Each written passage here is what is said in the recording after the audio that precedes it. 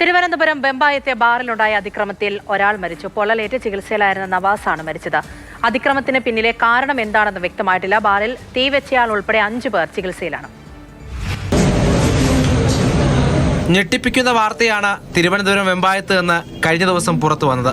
രാത്രി 10:30യോടെയാണ് വെമ്പായം നന്നാട്ടുകാവ് സ്വദേശി അനീഷ് കന്നാസിൽ പെട്രോളുമായി എത്തിയ ശേഷം അതിക്രമം കാട്ടിയത്.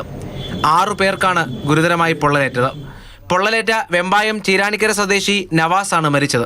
10-15 പേരോളം മദ്യം ഉപയോഗിക്കാൻ വേണ്ടിയിട്ട് വന്നവർ ആ ഒരു സോഫ സെറ്റിൽ ഇരുന്ന് കഴിച്ചുകൊണ്ടിരിക്കുന്ന സമയത്താണ് ഒരാൾ വന്ന് ആദ്യം വന്നവർ പുള്ളിക്കാരൻ വന്ന് നോക്കുകയും അവരെ ഒന്ന് നോക്കിയ ശേഷം പുറത്ത് പോയിട്ട് ഈ കുപ്പിക്കകത്ത് പെട്രോളോ ഡീസലോ അങ്ങനെ എന്തോ കൊണ്ടുവന്ന് ഇവരെ പുറത്തോട്ട് തെളിച്ചിട്ട് കത്തിക്കുമായിരുന്നു ചെയ്തത്. ആ സോഫ സെറ്റും കാര്യങ്ങളും AC-കളും എല്ലാം അത്യാവശ്യം ഈ ഒരു നമ്മുടെ എക്സിക്യൂട്ടീവ് AC ബാർ ആൾമോസ്റ്റ് ഒരു 80% കത്തിയ ഒരു അവസ്ഥയായി. തർക്കത്തിനൊടുവിലാണ് അനീഷ് 5 പേർക്ക് നേരെ പെട്രോൾ ഒഴിച്ച ശേഷം ലൈറ്റർ ഉപയോഗിച്ച് തീ കൊളുത്തിയത്.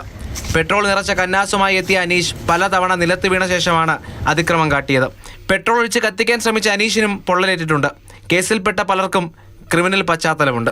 വെമ്പായത്തെ ഹോട്ടലിൽ കഴിഞ്ഞ ദിവസം 80%-ലധികം പേരാണ് AC എക്സിക്യൂട്ടീവ് ബാറിലുണ്ടായിരുന്നത്. അതായത് ഒഴിഞ്ഞുപോയത് വലിയൊരു അപകടമാണ്. അതിക്രമത്തിന് പിന്നിലെ കാരണം പോലീസ് അന്വേഷിക്കുകയാണ്. എന്നാൽ പ്രതികളുടെ മൊഴിയെടുക്കാൻ കഴിയാത്ത സാഹചര്യത്തിലാണ് പോലീസ് ഉള്ളത്. Rahul G Nath, Mathrubhumi news, Thiruvananthapuram.